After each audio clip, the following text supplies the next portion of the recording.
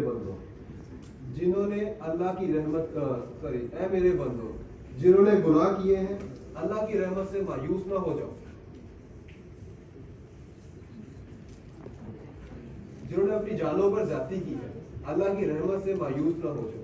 यकीनन अल्लाह सारे गुनाह माफ कर देता है, वो तो गफूर रहीम है।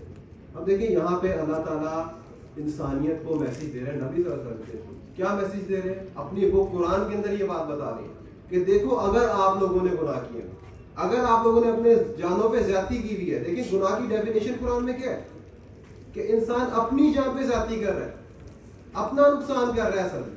तो अल्लाह ताला ने कहा ठीक है अगर तुमने अपनी जानों पे ज्यादती की हुई है, ठीक है तुम्हें नहीं पता था, तुमने गलती से ये काम कर दिया या जानबूझ के भी की, तो उसके बाद अल्लाह ताला ने क्या उम्मीद दिलाई है इंसानों को कि अल्लाह ताला गफूर रहीम है, अल्लाह ताला माफ कर देता है। लेकिन आगे कंडीशन रखी है। इसी के साथ अगली आयत में मूव करते हैं। पलटाओ अपने रब की तरफ, मुती और फरमा अपने रब की तरफ और मुती बन जाओ, इससे कबल के तुम पर अजाब आ जाए और फिर कहीं से तुम्हें मदद ना मिल सके। अल्लाह ताला ने कहा कि अल्लाह ताला गफूर रहीम है, लेकिन अल्लाह ताला ने कहा कि इंसानों से अल्लाह की यह डिमांड है कि वो अल्लाह की तरफ वापस पलट है।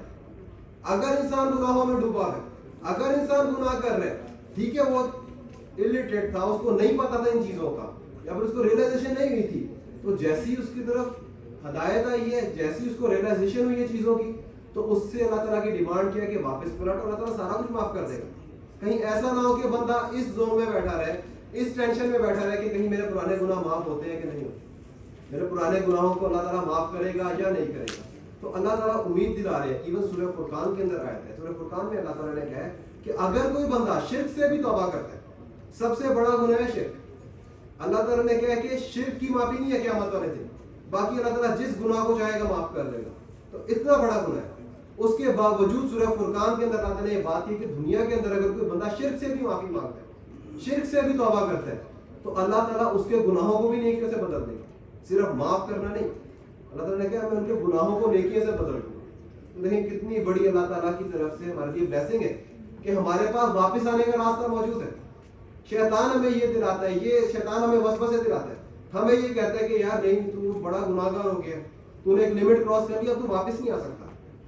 तो इस्लाम में ऐसी कोई रॉक बॉटम नहीं है कि जिसके बाद आप वापस लिफ्ट नहीं हो सकते, कोई ऐसी चीज नहीं है। आप जब चाहो तौबा कर सकते हो, लेकिन इसका दूसरा एस्पेक्ट ये कि तौबा करके अल्लाह ताला की तरफ रुजू भी करना है।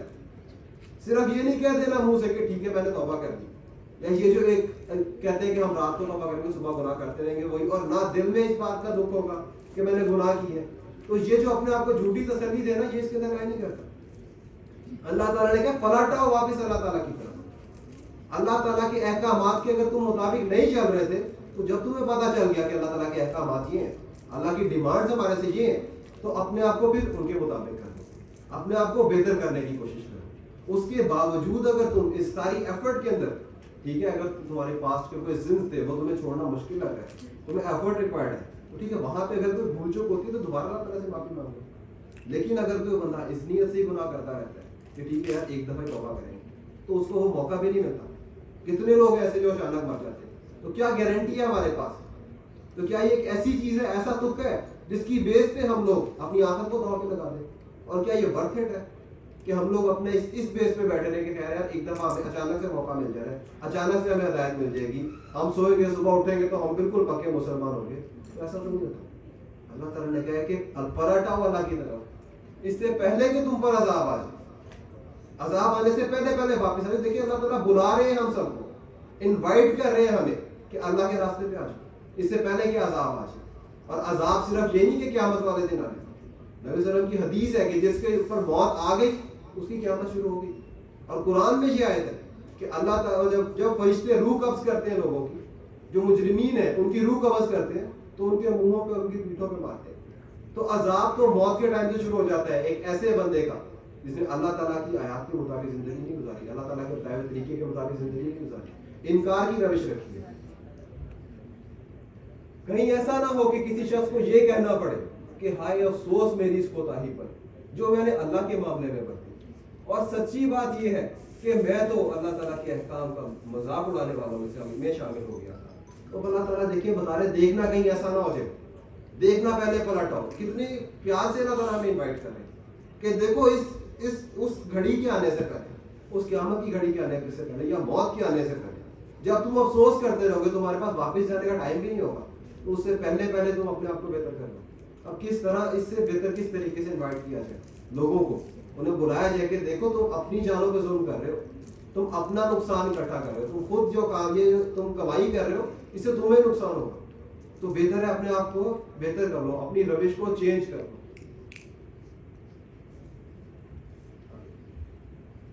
اور پیروی کرو اس بہترین چیز کی جو تمہاری طرف تمہارے پروردگار کی طرف سے نازل کی گئی ہے, اس سے پہلے کہ تم پر اچانک عذاب آ جائے اور تمہیں اطلاع بھی نہ ہو. اب دیکھیں اللہ تعالیٰ نے ہمیں پن پوائنٹ راستہ بھی بتا دیا, پن پوائنٹ طریقہ بھی بتا دیا کہ ٹھیک ہے اگر آپ ریگریٹ کر رہے, اگر آپ کا پاسٹ اچھا نہیں ہے اور آپ اللہ کے راستے پہ آنا چاہتے ہو تو آپ نے کس طرح آنا, کس طریقے سے آپ نے اللہ تعالیٰ کے جو اللہ تعالیٰ کا مطلوب انسان بننا, ایسا بندہ بننا ہے جو جنت میں جانے کے لیے کوالیفائی کرے گا. تو اس کا طریقہ اللہ تعالیٰ کیا بتا رہے ہیں کہ اس بہترین چیز کی پیروی کرو, مطلب قرآن پاک اللہ تعالیٰ کی طرف سے آئی ہوئی ہدایات کی, اللہ تعالیٰ کی وحی کی, نبی صلی اللہ علیہ وسلم کی سنت کی, ان کی پیروی کرو گے تو تم کامیاب ہوگے. اگر تم شرمندہ ہو واپس آنا چاہتے ہو تو this is the best path to walk, تاکہ آپ جنت میں جا سکو. اور اللہ تعالیٰ نے انہی چیزوں کی گارنٹی دی ہے, کسی اور چیز کی نہیں. کوئی اور بندہ اپنا 3rd اپنا راستہ انوینٹ کر رہا ہو, اپنا راستہ ایڈ کر رہا ہو, یہ کہہ رہا ہوں نہیں میرے راستے پہ چلو, میرے پیچھے چلو, اس کو اللہ تعالیٰ نے اون نہیں کیا. اللہ تعالیٰ نے اون کیا اس بہترین چیز کو جو اللہ تعالیٰ کی طرف سے آئی ہے, چاہے ہمارے پاس قرآن کی فارم میں ہو یا سنت کی فارم میں, تو ہم نے اس کو فالو کرنا ہے اللہ تعالیٰ تک پہنچنے کے لیے, جنت میں جانے کے لیے. یا کہے باقی اللہ تعالیٰ بتا رہے کہ وہ ریگریٹس میں کیا کہہ رہا ہوگا, تو اگلی بات ہے یا کہے کاش اللہ نے مجھے ہدایت بخشی ہوتی تو میں بھی متقیوں میں سے ہوتا. یہ بہت خوبصورت آیت ہے, بہت امپورٹنٹ آیت ہے اس سینس میں کہ آج کل کیا ہوتا ہے, جس بندے کے ساتھ دین کی بات کی جائے, موسٹلی ہم پاکستانیوں کا یہی ہوتا ہے, میرا بھی یہی تھا جب تک قرآن کا نہیں پتا تھا کہ قرآن میں اللہ تعالیٰ نے اس بات کو کیسے جواب دیا ہوا اس بات کا, میرا بھی یہی تھا. میں بھی یہی سوچتا تھا کہ یار اللہ تعالیٰ نے ہدایت دینی ہے, اللہ تعالیٰ دے گا تو ہدایت ملے گی. اور ملٹیپل ٹائمز آپ لوگوں کو جا کے بات کرتے ہو تو یہ کہتے ہیں اللہ تعالیٰ نے ہدایت نہیں دی, ہم کیا کریں, ہم کیسے نماز پڑھا رہے ہیں, تو کی دی ہم سے نماز. تو اس طرح کے بہانے کرتے ہیں.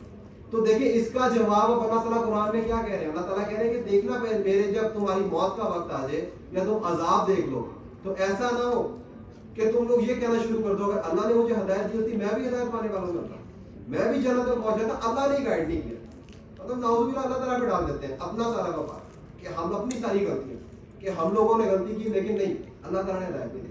اور یہ ایکچولی شیطان وسوسے ڈال رہا ہوتا ہے. شیطان ساری زندگی ہمیں یہ امید دلا کے رکھتا ہے کہ نہیں جی اللہ ہدایت دے گا تبھی ملے گی, نہیں جی دیکھ اس بندے کو بھی تو مل گئی نا ہدایت, تجھے بھی اسی طرح اچانک ملے گی.